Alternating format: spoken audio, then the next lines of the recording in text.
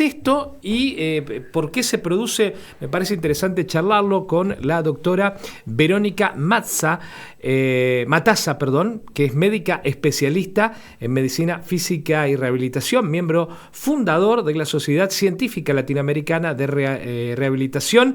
La tengo en línea a la doctora Verónica Matassa. ¿Cómo estás, Verónica?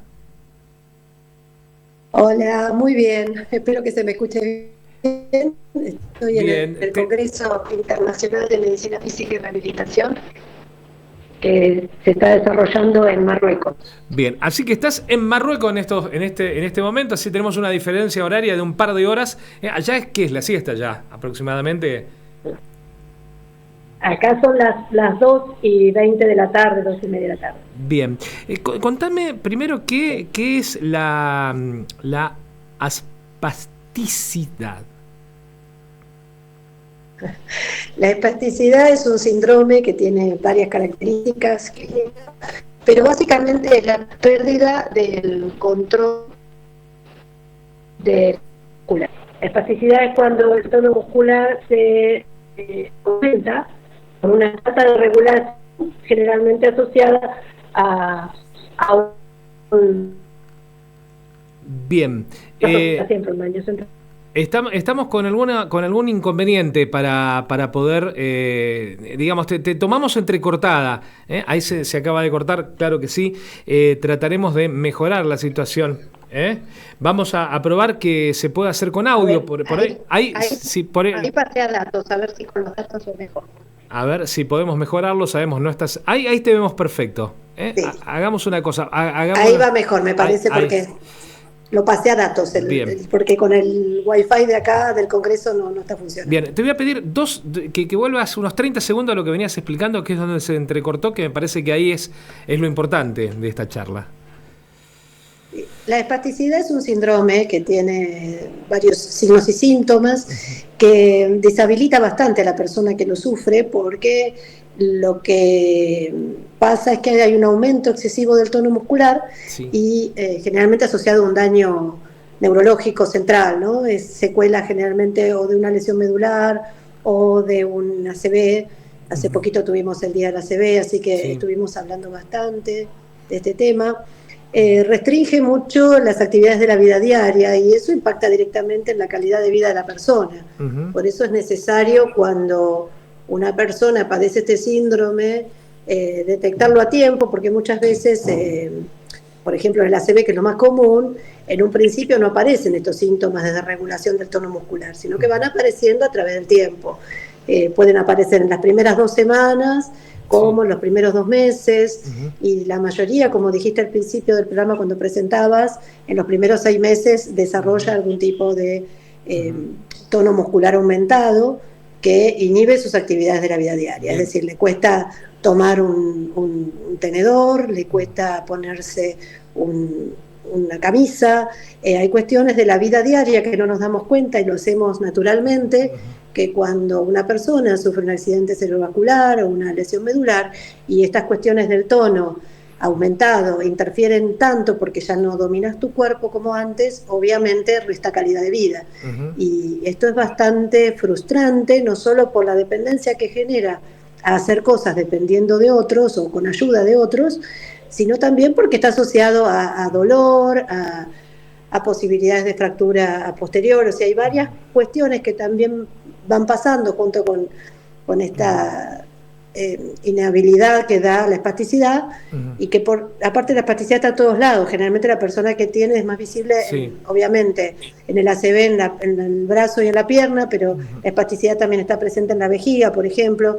Entonces, en los lesionados medulares es bastante complejo el tema de la diuresis, ¿no? De las ayudas con la diuresis y los tratamientos que hay que hacer para también tratar la espasticidad de la vejiga. Así que sí, es un tratamiento que por suerte en Argentina tenemos a la mano. Tenemos una ley, unas reglamentaciones en Argentina que nos permiten a los pacientes pedirle los tratamientos cuando los necesitan y cuando están ajustados en el marco de la discapacidad, ¿no? Que es la ley 24.901. Así que, por suerte, somos uno de los países que puede tratar este síndrome y darle mejor calidad de vida a los pacientes. Verónica, preguntarte, ¿hay tratamientos para esto? ¿Hay mejoras? ¿Se ha evolucionado? ¿Uno queda ya con secuelas? Porque, bueno, cada ACV es único, también hay que decirlo esto. Cada individuo es único y el ACV es único. Sí, lo mismo con las lesiones medulares, ¿no? Si bien nosotros tenemos calificaciones, obviamente las clasificamos, pero sí, es único porque, sobre todo con ACV, la magnitud del territorio que se haya dañado, la localización, bueno, hace que dos personas con ACV sean totalmente distintas. Pero tenemos tratamientos, primero decir que todos los tratamientos tienen que ser del inicio porque es lo mejor, ¿no? Cuanto más tardemos en implementar los tratamientos, más difícil va a ser tratarlos, porque también intercurren fibrosis, otras cuestiones de acortamiento de los tendones que ya no va a ser lo mismo que tratarlo tempranamente. De todas maneras, en cada etapa hay tratamientos para llevar un mensaje también positivo, o sea, el que no tuvo tratamiento de inicio puede instrumentarlo después, va a costar un poco más, pero se puede hacer. Tenemos en una primera instancia, como te decía, el tema de la rehabilitación tiene que estar presente desde el inicio, las movilizaciones tempranas. Tenemos medicación vía oral, que generalmente cuando la espasticidad es local, o sea, cuando afecta a algunos músculos más que otros y no queremos bajar el tono de todo el cuerpo, nos orientamos más hacia la aplicación de toxina botulínica. Claro. También cuando los casos son muy complejos, hay incluso bombas que van directamente a la médula espinal para llevar medicación. O sea, hay varias instancias como escaleras de complejidad de los tratamientos por los cuales nosotros ubicamos un paciente generalmente en los primeros pasos y si se complica mucho también tenemos una segunda instancia. Bien, así que eso es un mensaje esperanzador también. Tomado a tiempo, hablemos de hacer todos los deberes bien, tomado a tiempo, determinado el daño que te ha provocado el ACV, digamos, ¿qué posibilidades hay de recuperación? ¿De qué porcentajes estamos hablando? Bueno, hablar de recuperación es difícil porque también depende del impacto inicial, ¿no? Lo que hablábamos primero, que no son todos iguales. Entonces va a ser un porcentaje en recuperación del daño de esa persona. Claro. No puede ser global eso, porque es individual. Bien. Ahora, nosotros obviamente tenemos distintos objetivos cuando tratamos la espasticidad. Si nosotros tenemos un paciente muy secuelado, que realmente no puede tener justo abrieron una puerta, por eso paré un poquito. Si tenemos una persona muy secuelada que, por ejemplo, está en una situación de postración, pero la familia no le puede cambiar un pañal, quizás el objetivo sea aflojar los músculos para eso. Y quizás otro paciente que lo que le quedó es una secuela muy leve, el objetivo es mejorar el patrón de marcha. Los objetivos son diferentes y generalmente tomados tempranos y la magnitud del ACV no es demasiado extensa, si no tuvo complicaciones posteriores, el pronóstico es bueno, ¿no? Pero esto es como un pantallazo, digamos, cada caso hay que analizarlo. Bien. Pensemos que uno de cada 4 personas de más de 25 años va a sufrir un ACV a lo largo de su vida, o sea, la cantidad de personas con ACV, hay 12 millones de casos en el año, en Argentina estamos en 120.000 casos al año, entonces es muy alto. Tenemos todos los días ACVs y todos los días complejidades que se van desarrollando con los pacientes a medida que va pasando el tiempo, que son diferentes y hay que analizarlas en cada caso. En todos los casos es importante la atención temprana, porque cualquier cosa que uno solucione en el periodo de neuroplasticidad, que es el inicial, todo lo que uno aborde en ese primer instante, en esos primeros meses, obviamente va a reducir mucho las secuelas y va a generar mayor calidad de vida, menos dolor y más independencia funcional. Bien, en el contexto de todo lo que venimos hablando, se lanzó un sitio web donde la gente puede buscar información respecto a estos temas. Contame un poco. Sí, nosotros tenemos a nivel mundial y a nivel nacional, eh, con simplemente poner ACV, ahora por suerte con las Sí. tecnologías y las inteligencias artificiales enseguida nos ubican, pero lo más importante es que si no tienen los medios o no manejan la web o no manejan inteligencia artificial para preguntarle, que se acerquen al hospital más cercano tempranamente, porque muchas veces lo que nos sucede, por lo menos en los 20 años que tengo de médica fisiatra, es que cuando los ACV son, sobre todo digo ACV, pero pasa con otras patologías, ¿no? Pero cuando son leves, que en el agudo se necesita la Sí. cama, le dan el alta y van para la casa y la familia no sabe qué hacer y empiezan a aparecer estos síntomas de cambios de tono, la persona se empieza a poner dura y bueno, y es como que no encuentran una orientación adecuada. Entonces, buscar la manera de acercarse con los centros de rehabilitación que hay en el país Sí. o con los hospitales que tienen médicos fisiatras o neurólogos para ir trabajando sobre esto tempranamente es indispensable.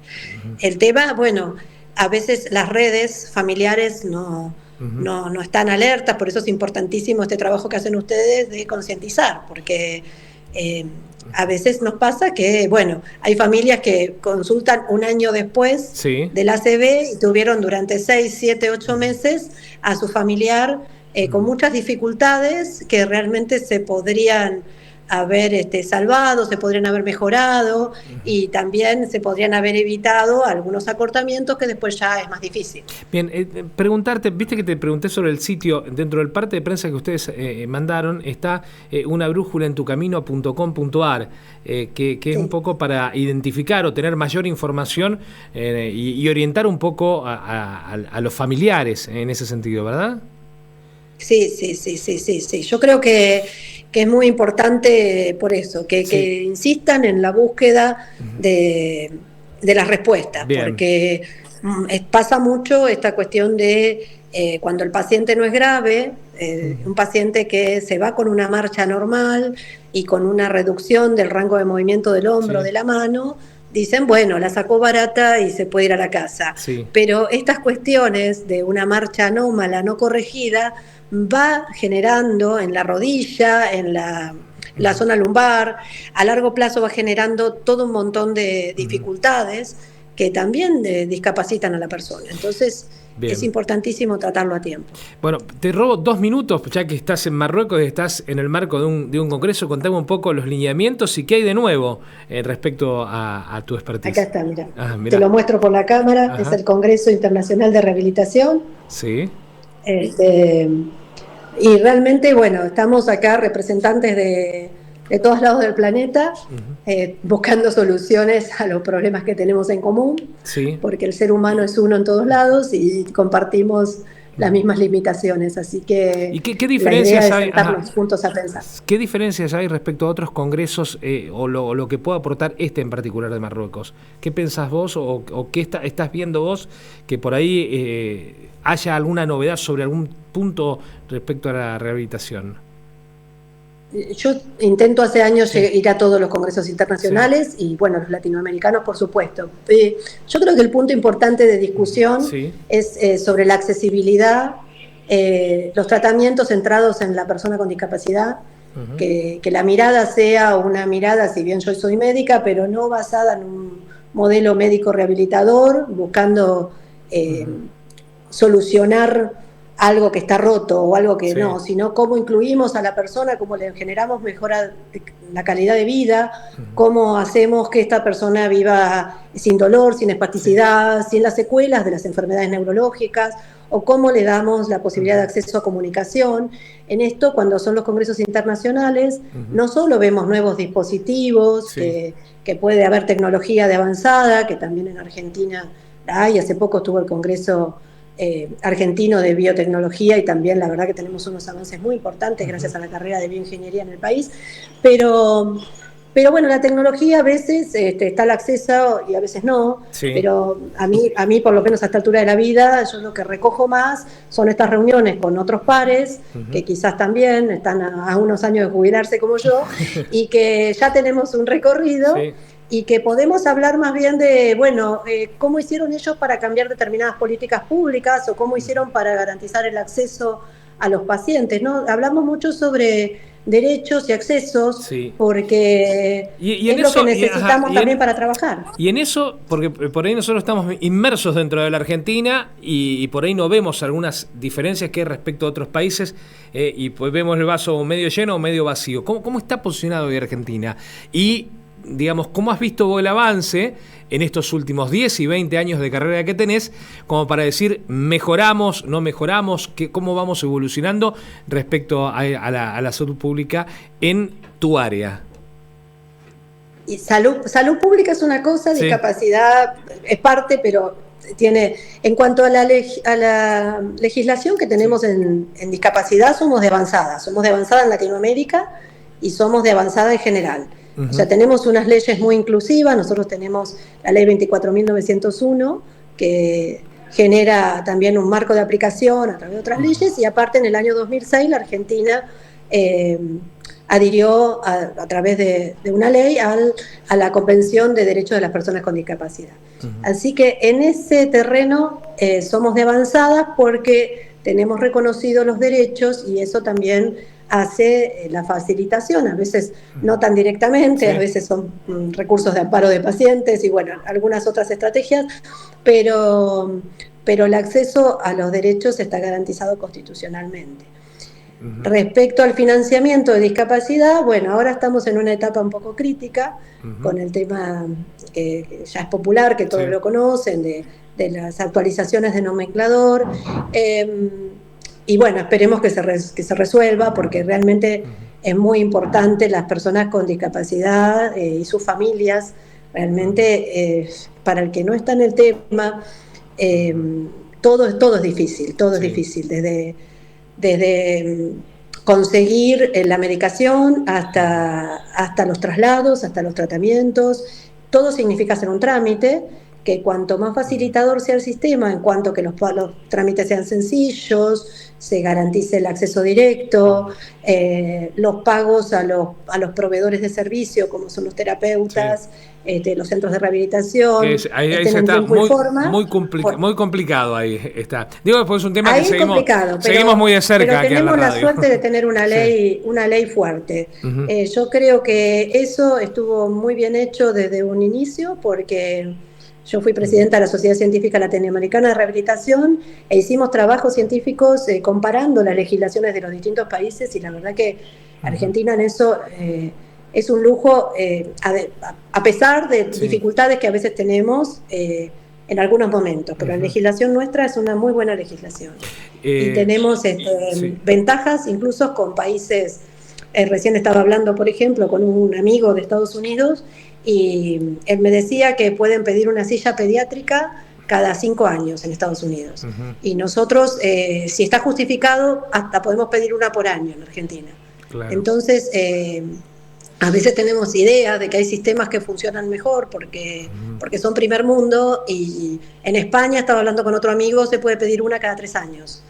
O sea, nosotros tenemos algunas cuestiones, siempre con justificación, claro, no es que uno va a pedir una silla por pedir, pero tenemos algunas barreras parcialmente solucionadas que quizás otros tienen otras barreras y no son esas, pero nosotros por suerte tenemos una legislación que apoya. Ahora, no siempre es fácil que se cumpla la ley, ¿no? Eso es otro tema.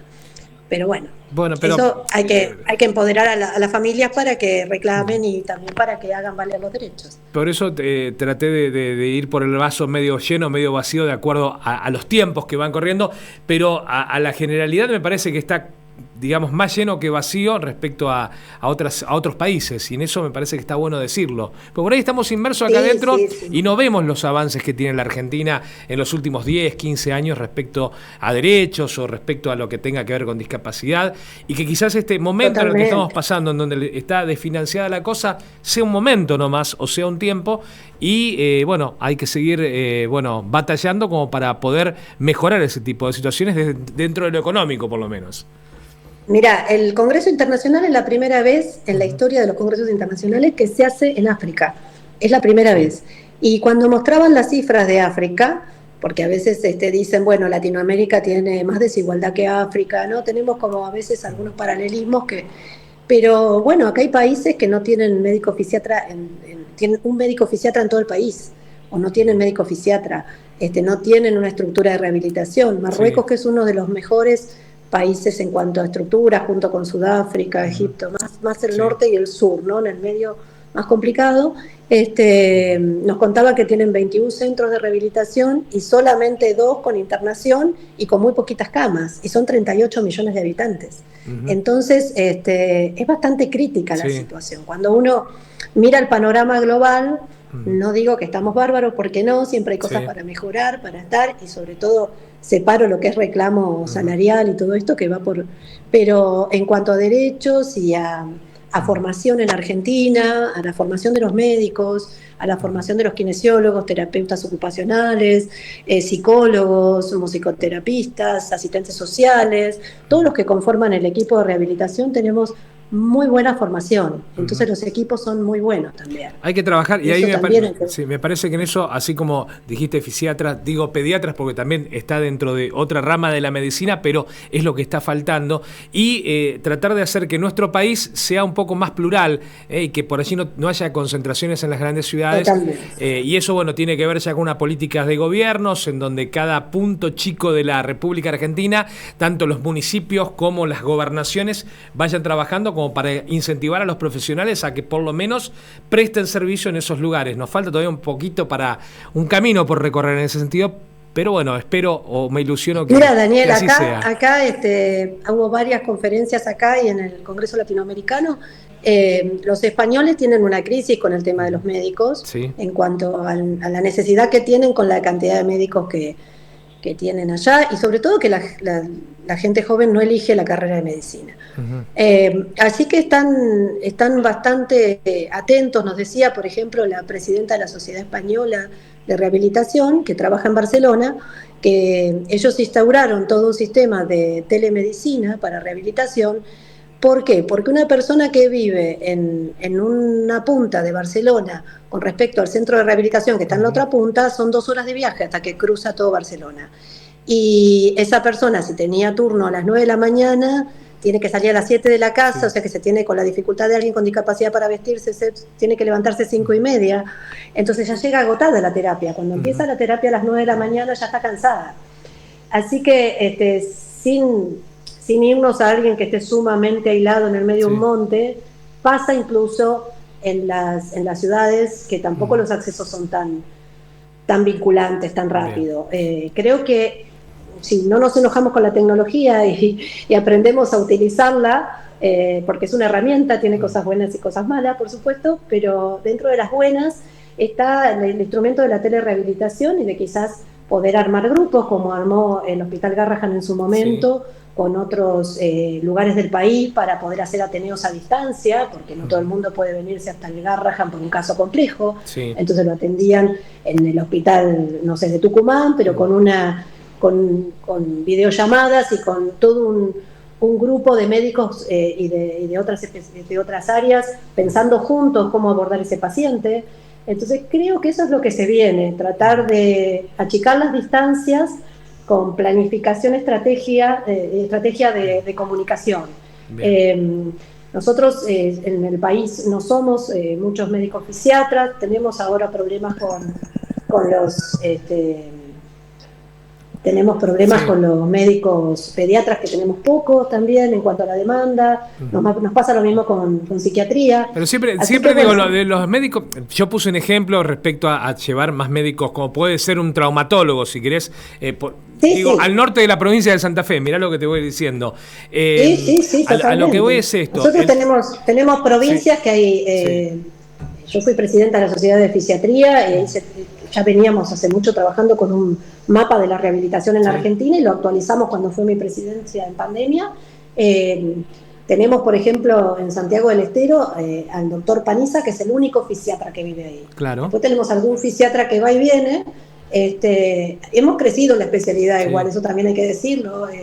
Por ejemplo, desde en el año 2007-2008 abrió la residencia de fisiatría al Hospital Posadas, el Churruca lo abrió también para esa época. Y en otros países sucede, no en otros países también sucede la situación quizás a la inversa de que falte más fisiatras o que no interese la carrera. Digo porque hablamos y me parece que bueno terminar el tema de los médicos pediatras en función de que el problema que tenemos en Argentina es general, lo tiene España, lo tiene Chile, sí. digamos, va por otro carril ese problema.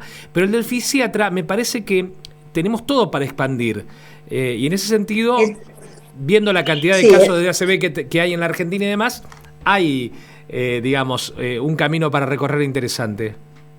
Yo creo, Daniel, que con respecto a los médicos fisiatras en particular, sí, que son pocos en todos lados casi, en todo el mundo, todos los países reportan lo mismo, pero en Argentina en particular el problema es que no conforma, a pesar de que la especialidad es de los años 60, no conforma una materia de pregrado.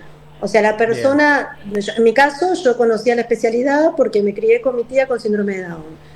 Pero si no tuviste algún acercamiento con la discapacidad de alguna manera, no sabes que existe. Me pasa con colegas que me preguntan si soy kinesióloga porque digo que soy fisiatra, le digo no, soy médica. Y o me pasa que me dicen que sos psiquiatra, no, fisiatra. Así que pasa menos, la verdad que por suerte pasa menos, como te decía, se abrió en el año 2011 por ahí la residencia en Tucumán, que fue importantísimo porque era una residencia de formación en el norte, que antes no había. Tenemos a Córdoba, que es un lugar súper empoderado con rehabilitación. Creo que es lo que funciona mejor en Argentina, es Córdoba. Así que bueno, tenemos apuntalamientos importantes, pero yo ahora estoy haciendo la maestría en gestión en discapacidad en la UBA y cada vez que tengo la oportunidad de hablar con los docentes les digo, yo soy de la UBA y no puede ser que no exista la materia de rehabilitación. Nos enseñan, si a una persona lo atropella un auto, qué hacer los primeros minutos, si el cerebro se inflama, cómo ponerle un caño para desinflamar, medir la presión. Ahora, ¿qué pasa después, 2 meses después con esa persona? Nadie sabe qué hacer. Bueno, acá tenemos la Facultad de Medicina, por ahí algunos escuchando y se interesa por la nota y se interesa por alguna especialidad de las que venimos hablando. Sí, hay algunas. Sí. En Rosario ya hubo también, en Rosario, en Córdoba, en Mendoza. La mayoría de los lugares, creo que excepto la Católica de Córdoba, en las demás universidades es como una materia opcional. Bien. Entonces también a veces pasa de largo, ¿no? Yo no creo que debe ser una materia obligatoria también para concientizar sobre la discapacidad, porque tenemos un 12% de la población con discapacidad. Yo hago adultos y niños y soy una de las pocas que hace dolor en niños, porque ¿qué pasa? Cuando ven un niño con discapacidad que quizá tiene 12 años, no habla y está dolorido, nadie sabe qué hacer. Simplemente porque no conocen cómo medir el dolor en una persona que no habla o que tiene un retraso mental. Entonces es muy cruel para la familia porque se da cuenta, sobre todo la mamá, que percibe enseguida cuando hay síntomas, cuando hay cambios conductuales, que dice algo le debe estar doliendo, cuando va a una guardia y todos se miran y no saben qué hacer con el paciente. Eso es muy doloroso. Ahí abrimos otra gran puerta. Y a ver, la charla iba por un lado, pero terminó por otro que me parece que es sumamente interesante.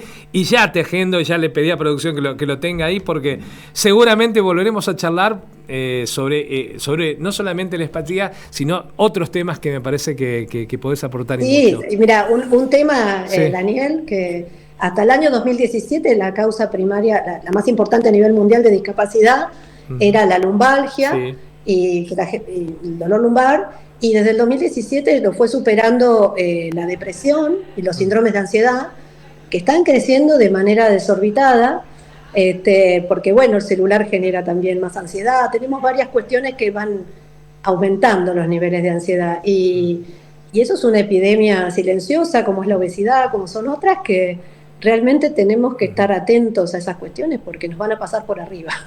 No te robo más tiempo, me quedaría charlando con vos, pero seguramente tenés que seguir ahí en el Congreso, ahí en Marruecos. Agradecerte este rato que has tenido para con la mañana de hoy vamos aquí en REC. Gracias a ustedes porque es importantísimo concientizar y la verdad que me sentí súper cómoda. Bien, un abrazo. Un abrazo grande, ¿eh? Gracias por este rato con nosotros aquí en la mañana de la radio.